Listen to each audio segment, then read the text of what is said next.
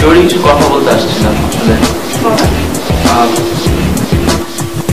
ওই দিন আপনার সাথে রিক্সা চড়ার পর থেকে আসলে কি বলবো, আপনাকে তো বলছি যে আমার like one of the most মানে অ্যামেজিং ডেজ ছিল সেটা। And thank you so much, মানে আমার স্বপ্ন পূরণ করার জন্য, আমার ইচ্ছা পূরণ করার জন্য আপনাকে অনেক অনেক অনেক বেশি থ্যাংকস। মানে অন্য কোনো টিচার অফিসে শুনতেন, আপনি আমার আবদার পূরণ করেছেন, মানে ইউ দ্য বেস্ট। আর আসলে ওইটার পর থেকে আরো একদিন আপনাকে অ্যাপ্রোচ করতে চাইছিলাম বাট পারিনি, আর একটা আবদার ছিল আর কি। কি আবদার? ম্যাম আসলে আমি আপনার আমার মানে আমার কি? আপনার ইয়েটা আর কি। আমার ইয়েটা মানে? একটু ধরতে চাই আর কি। মানে ধরবো, আপনার হাতটা ধরবো।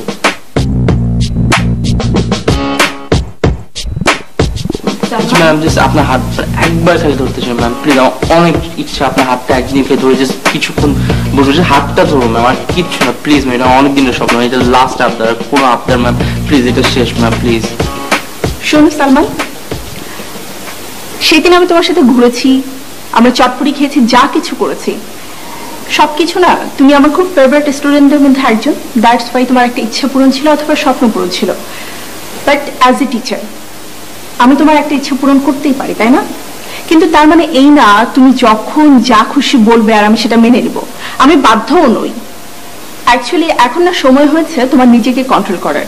আর আরেকটা বিষয়, কোনো কিছু বলার আগে অথবা আবদার করার আগে তোমার বোঝা উচিত কোনটা আবদার আর কোনটা অন্যায় আবদার। বুঝতে পেরেছো?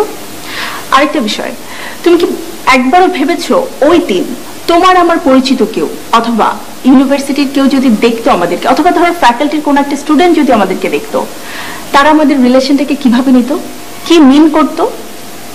তোমার হয়তো কিছুই যায় আসে না, বাট আমার কিন্তু অনেক কিছু যায় আসে, বিকজ আমি একজন টিচার। এটা আমাকে অলওয়েজ মাথায় রাখতে হয়। সো নেক্সট টাইম কিছু বলার আগে ভাববে যে আসলে বলা উচিত কিনা। ঠিক আছে?